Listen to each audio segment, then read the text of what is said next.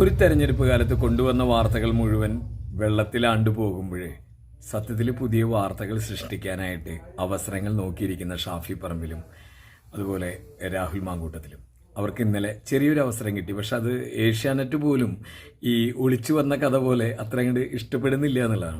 അഭ്യാസം എടുക്കല്ലേ, എല്ലാം കൂടെ വേണ്ട. സിപിഎമ്മിന്റെ പണിയുമ്പോൾ അത് പിന്നെ ഞങ്ങൾ ഉണ്ടാക്കാനും കൂടെ വരണ്ട, ഞങ്ങളെ സൂചിപ്പിക്കാൻ നീ വരണ്ട. അത് നിന്റെ കൈ വെച്ചിരുന്നാൽ മതി, നിന്റെ സർവീസിനുള്ള പാരിതോഷികം തരാം. മാധ്യമങ്ങളുടെ ആനുകൂല്യത്തിൽ ഇതിവർ പരിപാടിയായി കൊണ്ടു നടക്കുന്നതാണ്. മുഹമ്മദ് ഷിയാസിന്റെ വാക്കുകളൊന്ന് കേൾക്കാം. ശമ്പളം കിട്ടിയില്ലോ തെണ്ടി നിനക്ക്, ശമ്പളം കിട്ടിയില്ലോ തെണ്ടി നിനക്ക്.